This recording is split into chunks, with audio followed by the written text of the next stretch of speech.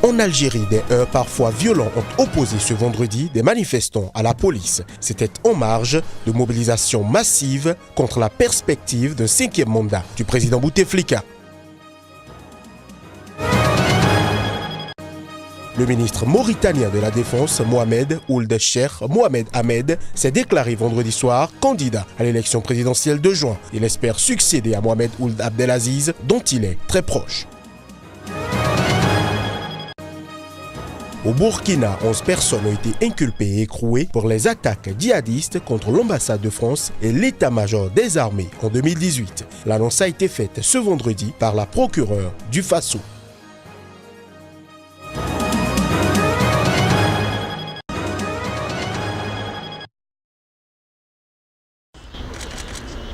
Le président soudanais a transmis son mandat de chef du parti à Ahmed Haroun, nommé plus tôt cette semaine comme adjoint à la tête du PCN. Il agira comme chef par intérim du PCN jusqu'à la prochaine réunion générale du parti, lors de laquelle un nouveau président sera élu. Mais la date de cette réunion n'a pas été précisée. Il est à noter que Ahmed Haroun est visé par un mandat d'arrêt pour crimes de guerre et crimes contre l'humanité de la Cour pénale internationale.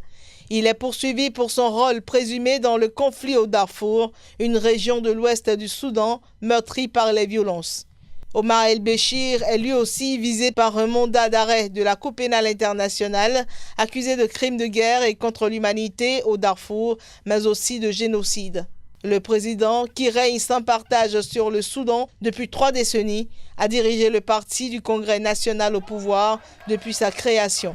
Face aux plus sérieux défis depuis son arrivée au pouvoir, Béchir a limogé le 22 février le gouvernement au niveau fédéral et provincial et nommé à la tête des 18 régions du pays 16 officiers de l'armée et 2 responsables de la sécurité.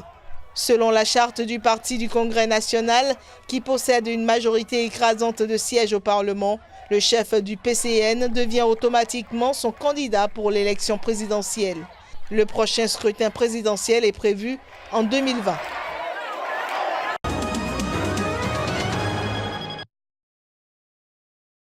Alors que le militant anti-esclavagiste Biran Ould Abed a affiché sa volonté d'être candidat et que le reste de l'opposition peine à suivre derrière une candidature unique, Ould Ghazouani a salué devant des militants enthousiastes les réalisations de cette dernière décennie. Cette période correspond aux 2 mandats du président Abdelaziz Bouteflika, dont l'épouse se trouvait dans les gradins en signe de soutien, selon un correspondant de l'agence France Presse. Ould Ghazouani, né en 1956 à Bounded, au centre-sud du pays, est issu d'une famille maraboutique. Son père était le chef d'une petite confrérie musulmane à l'enseignement et aux pratiques mystiques spécifiques, peu versé dans le maniement des armes. Je l'ai connu, c'est un homme, comme je l'ai souvent dit, un homme posé, un homme attentif. Et je pense qu'il a toutes les qualités d'un chef d'État. Une grande confiance en sa personne également, ses qualités humaines, ses qualités de chef, ses qualités de leader. Nous espérons que ça va être une continuité, mais aussi une évolution vers un avenir meilleur, Inch'Allah. Entré à l'armée en 1978, compagnon de toujours de Mohamed Ould Abdelaziz, avec lequel il a participé à 2 putschs en 2005 et 2008, Ould Ghazouani a été chef d'état-major de 2008 à son entrée au gouvernement en novembre. Ancien général, arrivé au pouvoir par coup d'État en 2008, puis élu en 2009 et réélu en 2014, Mohamed Ould Abdelaziz achèvera son second mandat en août. Soupçonné par l'opposition de vouloir briguer un 3e mandat, il a de nombreuses fois démenti, assurant toutefois qu'il continuerait à faire de la politique.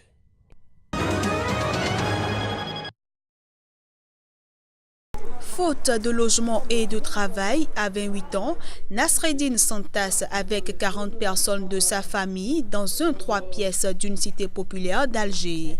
Ce vendredi, comme la semaine passée, il assiste à toutes les manifestations avec ses amis du quartier contre le système et l'injustice. Je n'ai plus aucun espoir. Je ne nourris aucun espoir de réaliser quelque chose ici en Afrique, en Algérie, et je sais que je ne ferai rien. La crise du logement fait rage en Algérie malgré les très nombreux projets immobiliers sociaux lancés depuis 20 ans par le gouvernement.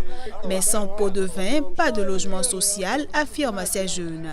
Pour eux, le pire, c'est d'entendre certains dirigeants dire que le peuple est heureux et qu'il veut que Bouteflika reste.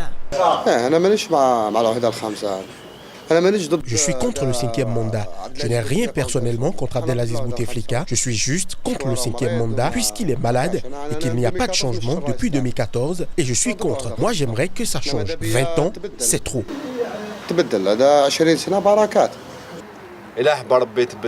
Si Dieu le veut, les choses changeront. Mais il faut que le peuple sorte, qu'il ne soit pas indifférent. Il faut que tout le monde sorte. Les 48 wilayas, pas seulement la capitale, que tout le monde sorte. Comme ils l'ont fait, il faut le refaire. Pour que cela change, il faut aller dans la rue. C'est à nous de faire changer les choses. C'est entre les mains du peuple.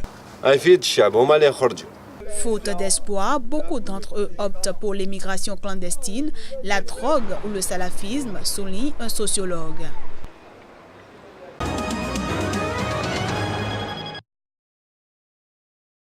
Le chef de l'État gabonais Ali Bongo Ondimba, qui a présidé mardi dernier à Libreville son premier conseil des ministres depuis qu'il a été victime le 24 octobre d'un accident vasculaire cérébral alors qu'il se trouve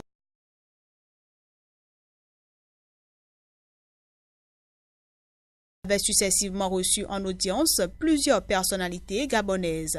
Lors du Conseil des ministres, des centaines de personnes ont été nommées et plusieurs de ses proches collaborateurs ont été remerciés, notamment le chef de sa sécurité privée depuis plus de 30 ans, le Coréen Park Sang-chul. Son retour de 48 heures aura aussi été l'occasion pour lui de circuler dans certains quartiers de Libreville où il a salué les badauds depuis la vitre de sa voiture. Victime d'un accident vasculaire cérébral le 24 octobre alors qu'il se trouvait en Arabie Saoudite, le président Ali Bongo, rentré ce dimanche soir à Libreville depuis Rabat, n'y était revenu qu'une seule fois depuis, très brièvement le 15 janvier. Il avait alors reçu la prestation de serment des ministres du nouveau gouvernement. En janvier dernier, une tentative de putsch a eu lieu à Libreville pour dénoncer l'absence du président et vouloir établir une transition démocratique.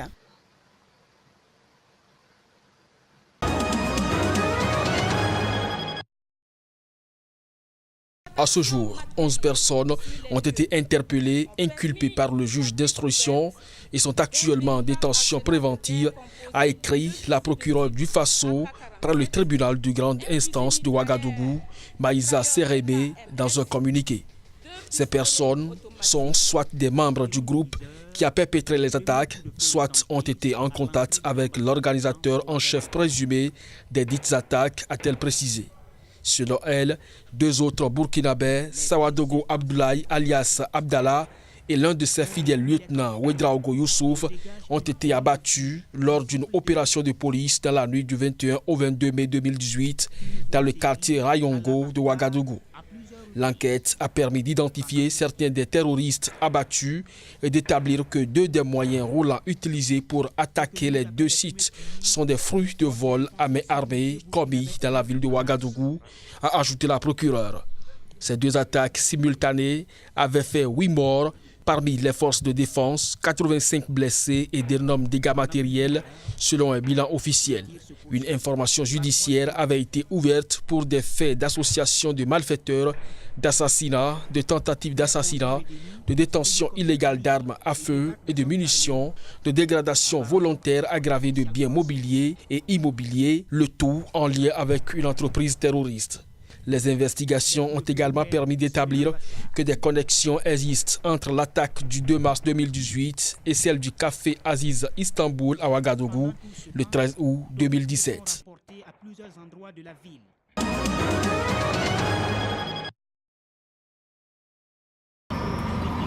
La fièvre hémorragique à virus Ebola est encore plus redoutée après la destruction de 2 centres de traitement d'Ebola dans une région de l'Est de la République démocratique du Congo touchée par l'épidémie. Ces incidents ont énormément perturbé les équipes de la riposte et il faudra s'attendre à une recrudescence importante des cas dans les zones de santé de Katwa et Butembo dans les prochains jours. C'est inquiété le ministère congolais de la Santé. tous ceux-là qui sont en train de mener ces actes, ce sont des actes à caractère terroriste parce qu'ils sont en train de cibler des sites identifiés. MSF a en effet suspendu ses activités dans les 2 centres après ces attaques. Aucun membre du personnel ni aucun patient n'a été blessé, mais les 2 attaques ont été traumatisantes pour les patients, leurs proches et les équipes qui se trouvaient dans les centres de traitement d'Ebola.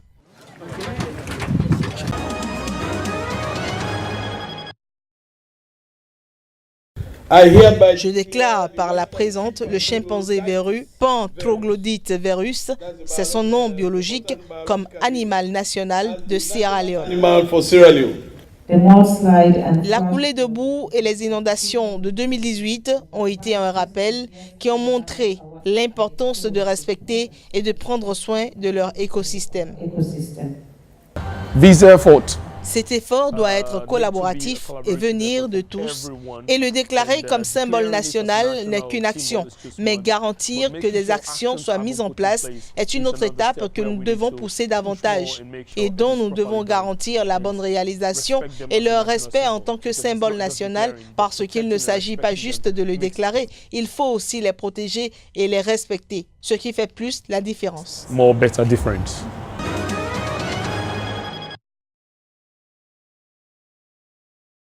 Tout en accusant les États-Unis de se servir de leur aide comme prétexte pour une intervention au Venezuela, la Russie, alliée du président vénézuélien Nicolás Maduro, a promis de poursuivre son aide humanitaire légitime dans le pays.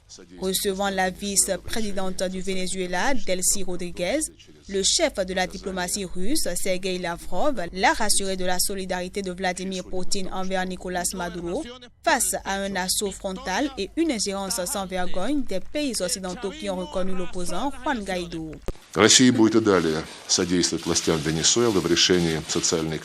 La Russie va continuer d'aider les autorités du Venezuela à résoudre les difficultés économiques et sociales, y compris par l'octroi d'aide humanitaire légitime. En général, nous pensons que le meilleur moyen d'aider les Vénézuéliens consiste à développer des interactions pratiques, pragmatiques et mutuellement bénéfiques.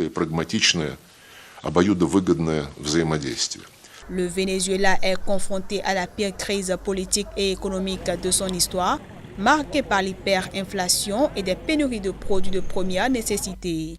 Le chef de l'opposition vénézuélienne Juan Guaidó avait promis de faire entrer l'aide humanitaire, mais son plan a échoué face à la résistance des forces loyales à Nicolás Maduro, qui a dénoncé une tentative déguisée d'intervention militaire de la part des États-Unis.